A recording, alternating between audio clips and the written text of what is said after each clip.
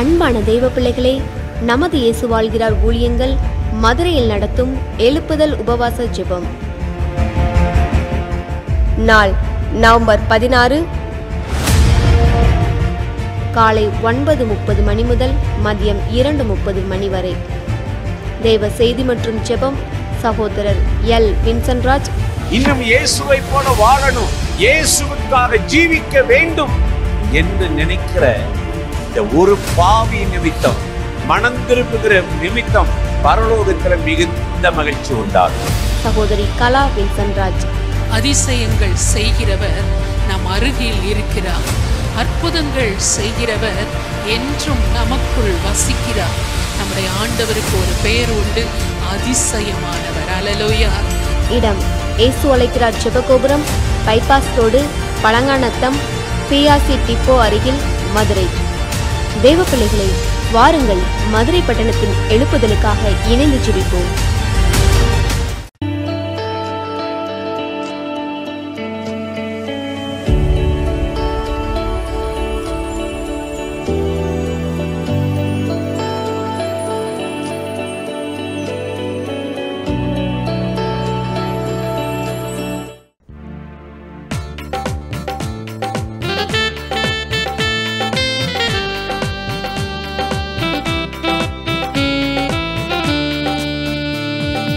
பாடும்போது என் உதடு கெம்பீரித்து மகிழும், நீர் மீட்டுக் கொண்ட என் ஆன்மா அக்களித்து அகமகிழும். நான் பாடும்போது என் உதடு கெம்பீரித்து மகிழும், நீர் மீட்டுக் கொண்ட என் ஆன்மா அக்களித்து அகமகிழும். நான் பாடுவேன், நான் துதிப்பேன், இரவு பகல் என் நேரமும். நான் பாடுவேன், நான் துதிப்பேன், இரவு பகல் என் நேரமும். உம் துதியால் என் நாவு நிறைந்து இருப்பதாக, உம் துதியால் என் நாவு நிறைந்து இருப்பதாக. நாள்தோறும் உம்மை துதிப்பேன், நம்பிக்கையோடு துதிப்பேன். நாள்தோறும் உம்மை துதிப்பேன், நம்பிக்கையோடு துதிப்பேன். பாடும்போது என் உதடு கெம்பீரித்து மகிழும், நீர் மீட்டுக் கொண்ட என் ஆன்மா அக்களித்து அகமகிழும்.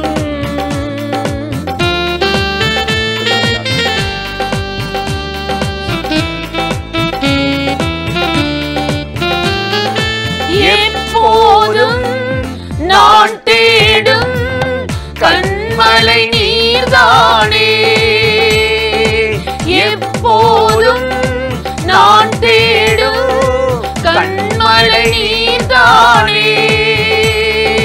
புகலிடமும் காப்பகமும் எல்லாம் நீர்தானே, புகலிடமும் காப்பகமும் எல்லாம் நீர்தானே.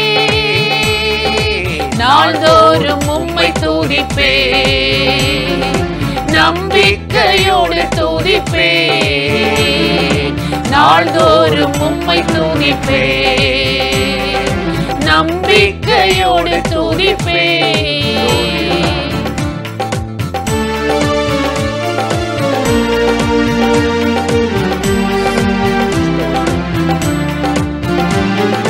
கருவறையில் இருக்கும்போது கர்த்தர் என்னை பராமரித்தீர். கருவறையில் இருக்கும்போது கர்த்தர் என்னை பராமரித்தீர். குறைவின்றி குழந்தையாக வெளியே நீ கொண்டு வந்தீர். குறைவின்றி குழந்தை குழந்தையாக வெளியே நீ கொண்டு வந்தே. நாள்தோறும் உம்மை துதிப்பே, நம்பிக்கையோடு துதிப்பே. நாள்தோறும் உம்மை துதிப்பே, நம்பிக்கையோடு துதிப்பே.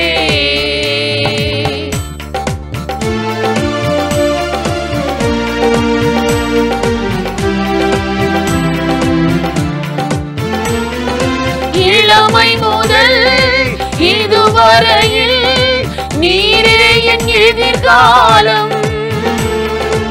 இளமை முதல் இதுவரையில் நீரே என் எதிர்காலம். நீதானே என் தலைவர், நோக்கமும் நம்பிக்கையும்.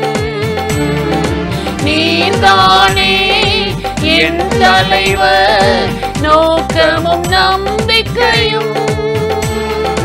நாள்தோறும் உம்மை துதிப்பே, நம்பிக்கையோடு துதிப்பே. நாள்தோறும் உம்மை துதிப்பே, நம்பிக்கையோடு துதிப்பே.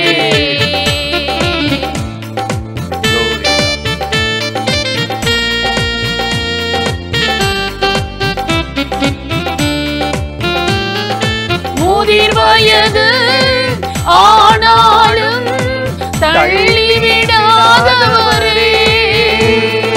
முதிர் வயது ஆனாலும் தள்ளிவிடாதவரே. பலன் குன்றி போகும்போது கைவிடாதவரே. என் பலன் குன்றி போகும்போது கைவிடாதவரே. நாள்தோறும் உம்மை துதிப்பே, நம்பிக்கையோடு துதிப்பே. நாள்தோறும் உம்மை துதிப்பே, நம்பிக்கையோடு துதிப்பே. நாள்தோறும் உம்மை துதிப்பே, நம்பிக்கையோடு துதிப்பே. நாள்தோறும் உம்மை துதிப்பே, நம்பிக்கையோடு துதிப்பே. நாள்தோறும் உம்மை துதிப்பே, நம்பிக்கையோடு துதிப்பே. நாள்தோறும் உம்மை துதிப்பே, நம்பிக்கையோடு துதிப்பே. பிரியமானவர்களே, ஆண்டவராகிய இயேசுவின் நாமத்தினாலே இந்த காலை நேரத்தில் இயேசுவை தினம் பார்ப்போம் என்ற இந்த நிகழ்ச்சியின் மூலமாக உங்களை சந்திப்பதில் மிகுந்த மகிழ்ச்சி அடைகிறேன். கர்த்தர் எவ்வளவு நல்லவர்ல, கிருபையும் இரக்கமும் நிறைந்தவர். கடந்த நாட்களிலெல்லாம் நம்மை கண்ணின் மணி போல காத்து கிருபையால் நிரப்பி நடத்துவார். தொடர்ந்து அந்த ஒரு வசனத்தை நான் வாசித்து உங்களோடு சில காரியத்தை சொல்லி பகிர்ந்து கொண்டு ஜெபிக்கப் போகிறேன். ஏசாயா 27 அதிகாரம் 3வது வசனத்தில் வாசித்தால், கர்த்தராகிய நான் உன்னை காப்பாற்றி அடிக்கடி நீர்ப்பாய்ச்சி ஒருவரும் உன்னை சேதப்படுத்தாதபடி இரவும் பகலும் காப்பாற்றுவேன் என்று சொன்னார். எவ்வளோ ஒரு அருமையான வசனம் இல்லை? அடிக்கடி நீர்ப்பாய்ச்சணுமா? அதாவது மழை பெய்யுது, வருஷத்தில் ஒரு முறை நீர் பாய்ச்சினா பத்தாதா அப்படின்னா அது மரமாக இருக்காது, காய் காய்க்காது, கனி கொடுக்காது. நம்ம தேவன் நம்மளை காப்பாற்றுகிற விதங்களை பார்க்கும் பொழுது ரொம்ப அற்புதம். எப்படி காப்பாற்றுற? அடிக்கடி நீர் பாய்ச்சி விசாரித்து தேற்றுகிற தேவன். வேதத்தில் நம்ம பார்க்கும் பொழுது இயேசு பூமியில் வாழ்ந்தபோது ஒரு காரியத்தை அடிக்கடி செய்தார். என்ன? தன் சீஷர்களோடு கெத்செமனி தோட்டத்துக்கு போய் அடிக்கடி ஜெபம் பண்ணார். யோவான் 18:2 பார்க்கும் பொழுது அப்படி இந்த வசனம் சொல்லுகிறது. என்ன சொல்லுது தெரியுமா? அவர் தம்முடைய சீஷருடனே அடிக்கடி அங்கு போய் ஜெபம் பண்ணினார் அப்படி என்று சொல்லுகிறது. அவர் பாருங்க, எத்தனையோ கலக்கம், பயம், எதிர்ப்பு, விரோதிகள் காட்டி கொடுக்கிற இப்படிலாம் இருந்த இந்த உலகத்தில் கர்த்தர் என்ன செய்தார் தெரியுமா? அவர்களை காப்பாற்றுவதற்கு அடிக்கடி ஜெபம் ஏறெடுத்தார். இன்றைக்கு நம்ம வாழ்க்கையில் ரெகுலராக ஒரு ஜெபம் பண்ணுறோம். காலையில் ஒரு ஜெபம், சிலர் மாலையில் ஒரு ஜெபம், படுக்க போகும்போது ஒரு ஜெபம், சாப்பாட்டுக்கு ஒரு ஜெபம். இதில் அடிக்கடி எப்பெல்லாம் நீங்கள் ஆவியில் ஏவப்படுறீங்களோ ஜெபிச்சிடணும். கண்ணை மூடி ஒரு ஜெபம் பண்ணி தேவ பிரசன்னத்தை அனுபவிக்கணும். இதைத்தாங்க இயேசு சீசர்கள் சொல்லி கொடுத்தாரு. இதைத்தான் நம்ம வேதத்திலையும் பல இடத்துல நம்ம இன்றைக்கு பார்த்து கொண்டிருக்கிறோம். லூக்கா 18ஆம் அதிகாரத்தில் பாருங்களே, ஒரு மனம் இறங்காத ஒரு நியாயாதிபதி, கள்ளஞ்சம் படைத்தவர், ஒரு விதவை போய் தன் வழக்க விசாரித்து நீதி வழங்குன்னு கெஞ்சிறான். இன்னைக்கு வா, நாளைக்கு வா, நாளை கழிச்சு வா, மாசக்கணக்கு வருஷக்கணக்கு ஜவ்வா இழுத்துட்டான். அவ விடலை, இவனை தூங்க விடக்கூடாது. அடிக்கடி போய் அவ தொந்தரவு பண்ணது நிமித்தம் அந்த நியாயாதிபதி பார்த்தா என்ன தூங்க விட மாட்டா, அவருக்கு எழுந்து நியாயம் செய்வேன்னு சொல்லி அவளுக்கு நியாயம் செய்தாராம். நம்ம கர்த்தரை அறிந்திருக்கிற நீங்கள் வாய்மூடி கிடக்கூடாது, அவரை தூங்க விடாதீங்கன்னு ஒரு வசனம் இருக்கு. இன்னைக்கு அவரை அடிக்கடி நம்ம ஜெபிக்கணும். நான் தான் போன வாரம் ஜெபம் பண்ணனே, கூட்டத்துக்கு போனனே, சர்ச்சுக்கு போனனே, போன வாரம் சாப்பிட்டேன்னு சொல்லிட்டு இன்னைக்கு சாப்பிடாம இருப்போமா? 3 நேரம் சாப்பிட்றோம்ல. ஒரு சரீரத்துக்கு அவ்வளவு பாதுகாப்புனா நமக்குள் ஆத்துமா இருக்குதே, அந்த ஆத்துமாவுக்காக நம்ம செய்ய வேண்டியது என்ன? அடிக்கடி நாம் நீர் பாய்ச்சணும், கொத்தி எருப்போட.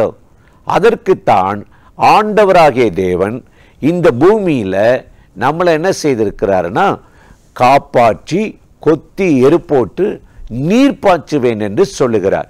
இன்றைக்கு காலையில் இந்த நேரலை நிகழ்ச்சியில் இணைந்து இந்த வார்த்தைகளை கேட்கிற எனக்கு அருமையான சகோதர சகோதரிகளே, இந்த நாளில் ஆண்டவர் அடிக்கடி உங்களை காப்பாற்றி நீர் பாய்ச்சி கொத்தி எருப்போட்டு சகல நன்மைகளினாலும் உங்களை நிரப்பப் போகிறார். அந்த தேவாதி தேவனை நோக்கி நாம் இப்பொழுது ஜெபிக்கலாமா? அன்பும் இரக்கமும் கிருபையும் நிறைந்த நல்ல ஆண்டவரே, இந்த ஆசீர்வதிக்கப்பட்ட நாளுக்காக, நேரத்துக்காக, கிருபைக்காக நன்றி. இப்பொழுது யாரெல்லாம் இந்த நிகழ்ச்சியில் இணைந்து இந்த வார்த்தைகளை கேட்கிறார்களோ அத்தனை பேர் மேலும் கர்த்தருடைய வல்லமை, மகிமை, கிருபை இறங்கி மூடட்டும். இந்த நாள் நம்முடைய பிள்ளைகளை பலப்படுத்தும், சோர்ந்து போகாதபடி உம்முடைய பாதுகாப்பு நன்மையும் பெற்று வாழ்க்கையில மேன்மையடைய உதவி செய்யும். இந்த நிகழ்ச்சியோடு இணைந்திருக்கிற அத்தனை பேரையும் ஆசீர்வதிங்க, வழி நடத்துங்க. இயேசுவின் நாமத்தில் வேண்டுகிறோம் நல்ல பிதாவே, ஆமேன், ஆமேன்.